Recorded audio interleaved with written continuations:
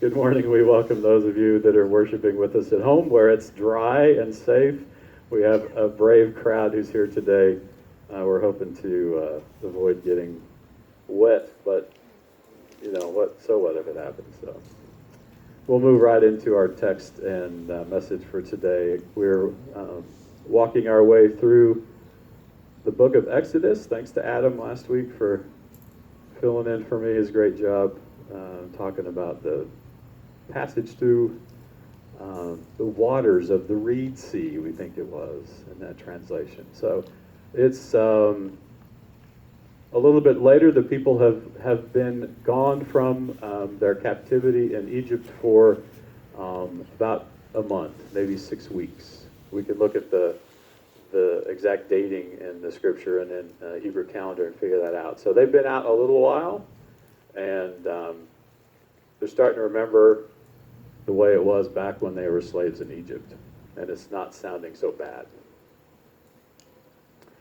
The whole Israelite community complained against Moses and Aaron in the desert. The Israelites said to them, "Oh, how we wish that the Lord had just put us to death while we were still in the land of Egypt. There we could sit by the pots cooking meat and eat our fill of bread. Instead, you've brought us out into this desert to starve this whole assembly to death." Then the Lord said to Moses, "I'm going to make bread rain down from the sky for you. The people will go out each day and gather just enough for that day. In this way, I'll test them to see whether or not they follow my instruction. On the 6th day, when they measure out what they have collected, it will be twice as much as they collected on other days." So Moses and Aaron said to all the Israelites, "This evening you will know that it was the Lord who brought you out of the land of Egypt. And in the morning you will see the Lord's glorious presence, because your complaints against the Lord have been heard." "Who are we? Why blame us?" Moses and Aaron say. Moses continued, "The Lord will give you meat to eat in the evening and your fill of bread in the morning, because the Lord heard the complaints you made against him. Who are we? Your complaints aren't against us, but against the Lord." Then Moses said to Aaron, "Say to the whole Israelite community, 'Come near to the Lord, because he's heard your complaints.'" As Aaron spoke to the whole Israelite community, they turned to look toward the desert, and just then the glorious presence of the Lord appeared in the cloud. The Lord spoke to Moses, "I've heard the complaints of the Israelites. Tell them at twilight they will eat meat, and in the morning you will have your fill of bread. Then you will know that I am the Lord your God." In the evening a flock of quail flew down and covered the camp, and in the morning there was a layer of dew all around the camp. When the layer of dew lifted, there on the desert surface were thin flakes, as thin as frost on the ground. When the Israelites saw it, they said to each other, "What is it?" They didn't know what it was. Moses said to them, "This is the bread that the Lord has given you to eat."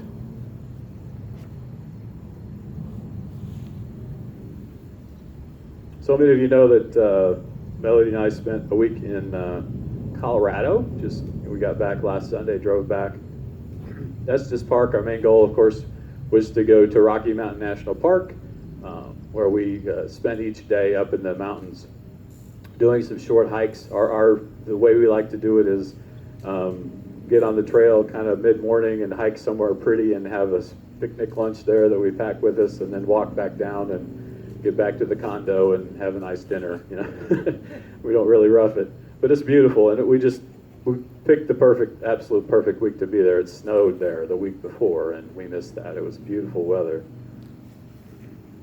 So the second day of hiking, we were on a trail to Mills Lake. So most of those trails in that area, you hike up to some beautiful spot, and then you hike back down the mountain. So we just gotten there. There's a little bit of a climb. It's that euphoria of being where we're going to be. All the hard work's done, and that particular lake had just these beautiful flat rocks, right next to the water, where you could sit and enjoy the scenery, and perfect place to have a lunch. Of course, these were filled with chipmunks who were very aggressive. And we would find later that they not only were very comfortable climbing on us, into my lap, into my backpack, that they were cute for a little while and then not so much. So we had just arrived at the edge of the lake that kind of reached out in an oval shape ahead of us, and we're enjoying the view, taking some pictures, hadn't yet chosen our place to have our lunch, and I heard a male voice exclaim in a slightly European, kind of unidentifiable accent that I really am going to try not to do an impression of, but I may slip into it. I'm sorry, Andrea, I'm sorry. But he said, "Oh my," and that pine marten has grabbed that squirrel. And actually, I had seen something out of the corner of my eye as well. As we were looking at the path, I saw something dark and low to the ground kind of dart out into the trail, and heard the sound that you don't really want to hear, and grabbed something and then went back into under the trees and the rock that was nearby. Now, I have no idea what a pine marten is. To me, that sounded like a bird, but this was not a bird. And so Melody chose not to go look.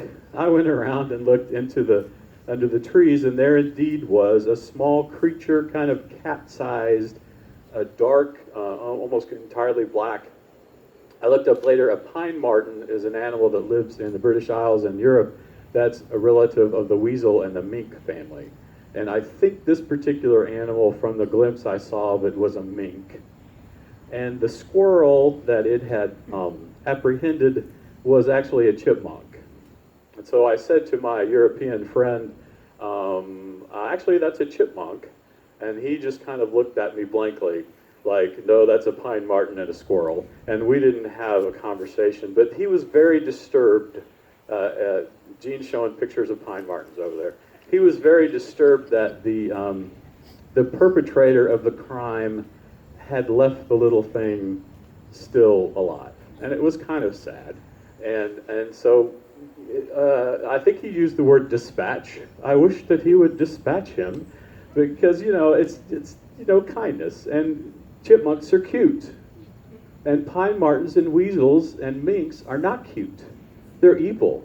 They'd be horrible in a cartoon, right? If you had a pine marten in a cartoon, it would definitely be the bad guy. And the chipmunks are cute until they climb up your leg or in your backpack and poop there, then they're not so cute. But there was this kind of angst amongst the group of what was going to happen. None of us volunteered to do anything. We went on our way, ate our lunch, experienced the not-so-charming side of the chipmunks, and actually, as we were finishing up, we started hearing this chirping noise, which sounded like a bird, and it was incessant. It was just this chirp, chirp, chirp, chirp, chirp, chirp, and Melody went looking to see what it was, and it was actually another chipmunk who was very near the scene of the crime. We assume it was either a mate or a child, a relative of the one who had gone on to better places in chipmunk heaven, or was sounding an alarm, and it just incessant chirping. But I thought about it. Well, the pine marten, weasel, mink, otter, he's got to eat too, right? So why are we so biased against the one that just did what it does and had a little lunch? And I would say the chipmunks were overpopulated in that spot anyway. So, it kind of works out that way. The next day we were on a hike to Cub Lake, another spot where you hike up and you sit by the lake and you have your lunch and then you walk back down. As we were walking along, right next to the trail, there was this beautiful silhouette of a woodpecker, and we heard it at first, of course. And I meant to look up what kind of bird, but black and white and a little red on its head, and it was on the side of an aspen. So that white bark of the aspen tree and this beautiful bird just woodpecker, being a woodpecker, just like into the side of that tree. Oh, isn't that beautiful? We tried, Melody got better pictures than I did, tried to get pictures, and it's just this beautiful image of, oh my gosh, look at the lovely woodpecker who is drilling into the side of the tree to eat the bugs. Well, we don't have any compassion for the bugs, right? Because they're not cute. So the chipmunk, it's a tragedy when the chipmunk dies, but the bugs, we don't like bugs, so we like the woodpecker, so that's fine. So we get to Cub Lake. Cub Lake is a smaller lake, one of the smaller ones we went to. And it's lovely because it's known for its lily pads, water lilies.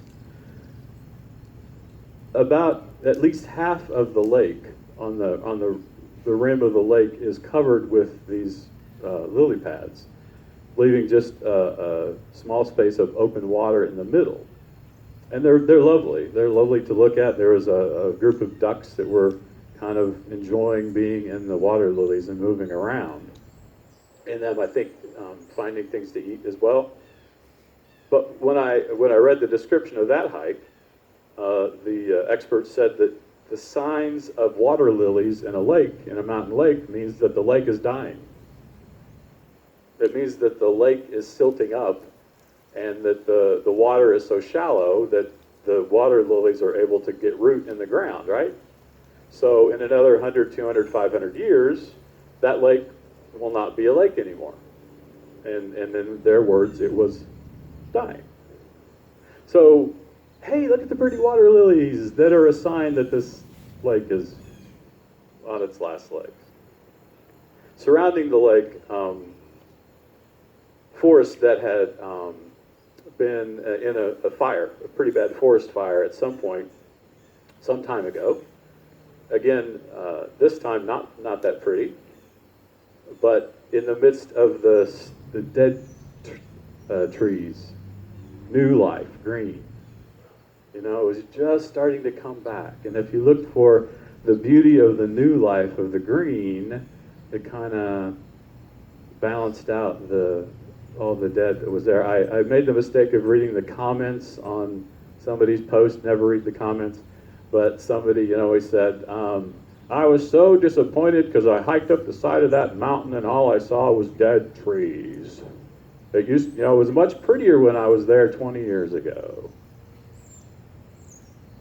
The water lilies, right? So we, this went on and on throughout the week. One morning we got up, actually on the hike to, we're doing okay in the weather, right?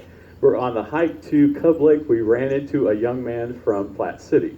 So we're wearing our Royals and our Chiefs gear almost all the time. And so everybody's like, oh, go Chiefs, Patrick Mahomes, woo! So pretty much all the time, which is, it's a good year to be somewhere else and be a Chiefs fan, right?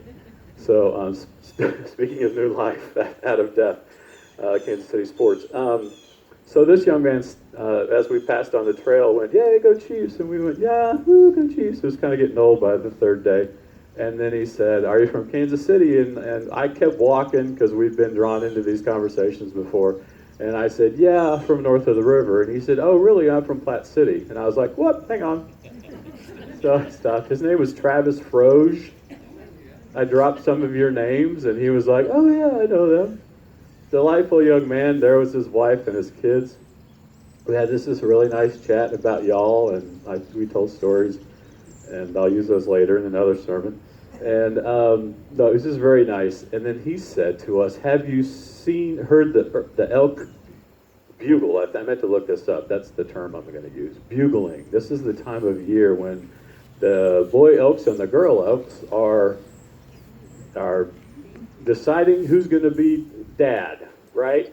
So we said, no, we haven't. We know about that. This is the time of year. Well, I said, get up early, go to this spot. They'll be done by 9, but between 8 and 9, if you're in this one spot, you can go and hear. So we did. We got up the next morning and we went. And I will not try to do that impression either, but it's just a haunting sound. And we knew of a group of elk we'd seen before. So the harem is the group of female elk that's being protected by the big bull elk, right? So one bull, lots of females, and he had 3 young bull elk on the outsides, and he would holler at them, and they would holler at him, and he'd run to chase one of them off, and the other 2 would come in from the backside, and he'd run to chase them. And it was such cool, and we're like, oh, this is so relaxing and calm and neat. It was not relaxing and calm for the elk, right? Like, how traumatic and nerve-wracking and anxious is this experience for these animals? And we're like, oh, it's so pretty. The aspen were starting to change. Jim Gaffigan, one of my favorite comedians, has this really funny bit about if we could hear what leaves are saying to one another as they change colors in the fall, they would be going, ah! What happened to Fred? He's gone. Right? So human beings, we just have our own perspective. We have a definite tendency to let our perceptions greatly affect the way we view things. Not only in nature and all those things that I noticed last week, but in ourselves and each other as well. I've always said that it's interesting that when you say something is human nature, that is never a positive comment. Right? Usually, if we don't say, "Oh, I gave everything I own to the poor," and no, that's human nature. That's usually not how we use that phrase. Human nature is usually the kind of thing where a group of people are rescued from slavery, from 400 years of slavery. They're rescued from death. They are brought between the two walls of water by God. They are saved from Pharaoh's army, and then they get out in the wilderness and they start complaining because they're hungry. Is that human nature? When being a slave wasn't that bad. At least we had something to eat. Let's go back. Let's go back.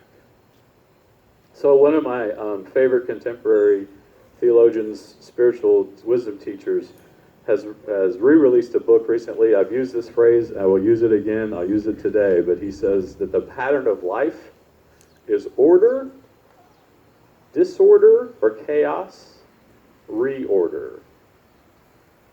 Order, everything's fine.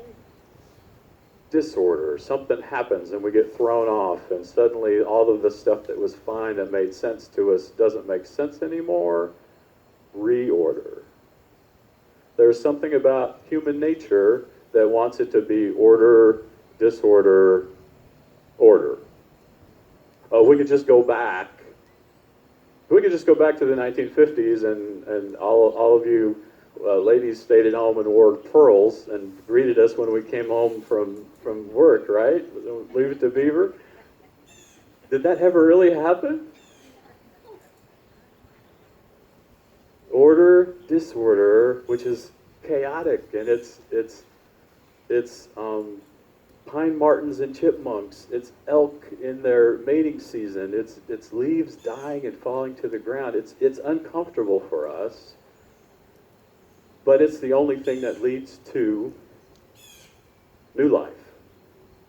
What happens for the pine marten when it dispatches the chipmunk? Well, it gets to live. Maybe it was feeding its young. The elk will have baby elk in the spring. The trees, the leaves will drop and there will be new trees and new leaves. The new comes up from the dead trees around Cub Lake. Eventually that lake will silt over and grass will grow there and animals will come in and, right? It's Lion King. It's the circle of life. And yet we like it when it's out there. Sometimes, unless the chipmunks are cute and we'd rather they survive and crawl in my backpack. So here's the Jewish people, the Hebrew people. Order was slavery. Order was slavery. Disorder is being in the wilderness. Let's go back. When I saw that these texts were coming up in the lectionary, the sequence of scriptures that I look at, and I was like, oh, dude, is this not the time to study Exodus right now? Are we not collectively, as a people and a country and a world, we are in disorder. We are in some form of chaos on all different levels, and I won't go into that, but we are in that place where it's uncomfortable right now. We're sitting outside in the parking lot with the potential of rain in lawn chairs wearing masks. So if I told you a year ago, you just would have said, Kevin needs to get some help. which you might have said anyway. Who could possibly have imagined this? But who could possibly have imagined that out of that we've already developed an online presence that we never had before? That all of my church friends and ministry colleagues, they're all doing stuff in new ways. What will the new normal? Next week we'll move inside. It will be different than it's been before, and hopefully you're prepared for that. We're going to do all we can to keep people safe, but it'll be a new normal for now. So the people are out there, they're hungry, and these two things happen to them. First, birds fall from the sky, and then bread appears on the ground. And to people who lived in Egypt in slavery and were fed by their slave masters every day, what? So the word manna that we think of means bread, doesn't mean bread in Hebrew. The Hebrew word for bread is lachem. Lachem means bread. Manna in Hebrew means, huh? It literally means, what is that? True. And they woke up the next morning and there was this stuff on the ground, and the people did not leap out and dance with joy and rejoicing at their no food. They were like, what is that? And I'll tell you what it is. This is something that is known to the Bedouins who live in the Sinai Peninsula. Bedouins are people who wander around and live in the desert. The Bedouins could easily be the Midianites that Moses had lived with for how many years? 40 years, some people say. He had been out in the desert living with his in-laws. This is a juice exuding in heavy drops from the twigs, some also say the leaves of the arfa tree in West Sinai Peninsula, the end of May and in June. It is a sweet, sticky, honey-like substance. In the account of the story in the book of Numbers, it says that the people took it and put it in pans and baked it into loaves. They baked bread out of it. And I've told that story wrong for years. I always thought it was kind of a pollen thing that would go down and mix with the dew. But and that's one explanation. That happens too in certain areas of the Western Sinai Peninsula. Where are the people? They are in the Western Sinai Peninsula. This is something that had been going on. It goes on to this day. They had just never noticed it. They'd never seen it, right? Oh my gosh, there is a honey-like substance on the ground that we can eat, and we've been really hungry. That's pretty cool. Twice a year, there's a species of European quail that migrates from Europe to Africa. And again, there are different accounts of this as to which their route is. One of the accounts is that they fly directly from Europe. When they leave Europe, they fly directly across the Mediterranean, all the way in one swoop, right? And they're little birds. They're not like geese that fly in a formation and know what they're doing. They fly, and when they reach ground, they flop to the ground completely exhausted. You can walk up and pick them up in your hand and have them for breakfast or lunch or dinner. Another account says that when they fly from Africa back, that they follow along this route, and that perhaps in the spring this is where they stop and nest. Again, on the ground, you can walk up, you can have one for a meal. This stuff happens. It still happens. You can see, get online, you can see pictures of natives. They put up these low nets, maybe 10 feet tall, right on the coast, right on the top of the sandbar, right next to the water. The birds just fly into them because they're so tired they can't get altitude to go over the net. And they just go out during the day and this is something that happens. This is nature. This is things that are happening that the people didn't know about. They had not noticed. They were not taking advantage of these gifts from God. Moses probably knew. He had probably seen all this. He had experienced this. He knew that they were going to be okay. He didn't just lead this whole army of people out into the wilderness to starve. Next week we'll look at water. He's questioned about water sources, and Moses comes up with an answer for that. But again, in this time of disorder, of chaos, my question for you today is, have you found food for your soul, for your spirit, for your emotional life, for your body? Have you found ways to feed yourself now in the midst of this wandering that you would never have found before if you hadn't been forced to wander. If we were still in order, if you still were living your life just the way it was, would you have discovered these things? I know that I have rediscovered a love for spending time outdoors. Melody laughs at me. I'll just go out and sit on the back deck and read a book. She's like, "What? Are you okay?" Riding my bicycle, reading. I was working on my doctorate. I wasn't allowed to read anything I wanted to read for like 5 years. So it's like, hey, I actually want to read that book. Listening to music, spending more time with our family. We're lucky because our kids are here close by and we get to hang out with them because they live with us. But that's good. That's good. So in this wandering, have you found new ways to feed yourself for your soul? Or are you just hoping that things will go back to normal and we'll go back to the way it was? I'm sorry to tell you this, but I don't think we will ever go back to what was normal. We move on, we learn, we hopefully grow into a new normal. Necessity is the mother of invention. As individuals and together as a collective, we as humans have been our most creative in times of crisis to respond to whatever challenge lies before us at the time.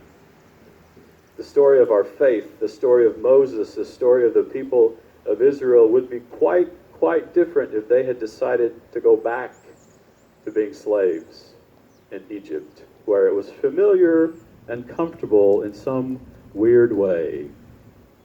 But they didn't. And neither should we. Wisdom from the wandering in the desert. Would you pray with me? Holy and eternal God, give us such trust in your sure purpose that we may measure our lives not by what we have done or failed to do, but by our faithfulness to you. Almighty God, you have made us for yourself, and our hearts are restless till they find their rest in you. So lead us by your Spirit, that in this life we may live to your glory, and in the life to come enjoy you forever, through Jesus Christ our Lord. We pray this day in his name and through his Spirit the prayer that he taught us to pray. Our Father, who art in heaven, hallowed be thy name. Thy kingdom come. Thy will be done on earth as it is in heaven. Give us this day our daily bread, and forgive us our debts, as we forgive our debtors.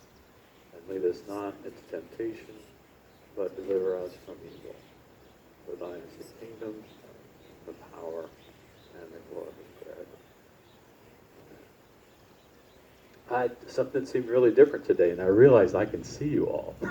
Our sanctuary is such a lovely place because you're all you're spread like you are here. So closer together. Look forward to next Sunday. Again, we'll be publishing information about that. Let me just call attention to the Reconciliation Ministry special offering. It's one of the special offerings for our denomination. This is used to fund our church's mission imperative to become a pro-reconciling and anti-racist church, utilizing experiential education, inclusive worship, and intentional dialogue. Our efforts to promote healing, relationship, and restoration in the whole family of God are enlivened by funds from this offering. Through it, we are able to provide programs for leadership development, curriculum for dialogue and learning, and partnerships within the church and our community. So if you got the email this week, there's a link there. You can click the Reconciliation Ministry. These envelopes are available if you'd like to do a gift to that special thing. And we'll talk about it next week. I might spend a few more minutes talking about it then. Everybody still dry? So again, many, many thanks for the way that you've supported our church, and we've tried to offer a lot of extra ways to help out those in the community that are struggling as well. We still have electronic ways to give. We have PayPal. There's been a lot of people thinking of new stuff in the world today. There's a story that comes out of Las Vegas that says that their people have begun donating to their churches with chips from the casinos. Like if you go to church on Sunday and you've got the chips in your pocket, you just throw that into the plate. And apparently that's been going on for a while, but maybe it's a little more now. People don't have quite as much cash on hand, or we don't carry cash, right? Well, this is fine, except they're coming in from all the different casinos throughout Las Vegas, right? So you get an offering tray with a bunch of chips from different casinos, and so then they have to be kind of sorted and organized and then taken and redeemed. So the Catholic churches in the area have take them to a local Benedictine monastery where they are counted and sorted, and the guys who do this, of course, are called the Las Vegas Chipmunks.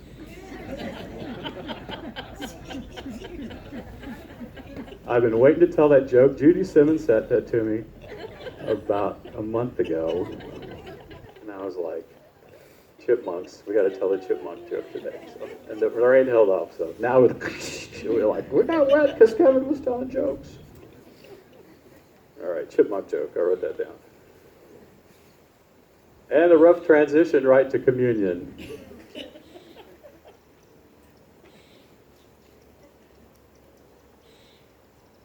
There is a famous painting, I don't know where it is. I'm sure there are lots of them, but there's one in particular that's called Laughing Jesus. And it's a depiction of a Middle Eastern man in the appropriate dress for us to know that, okay, that's supposed to be Jesus. And he has his head thrown back, and he is just laughing hysterically at something that happened or that somebody said. And I think we miss that so much. So much of his teachings were so clever, and they were so to the point, and there was so much kind of irony and humor in them that a lot of times when we look at his stuff, when we think of, oh, he was poking fun at somebody there, it just makes me smile. And to think of Jesus hanging out with his friends and the people who followed him and teaching in a way that caused people to smile and to laugh and to leave his presence,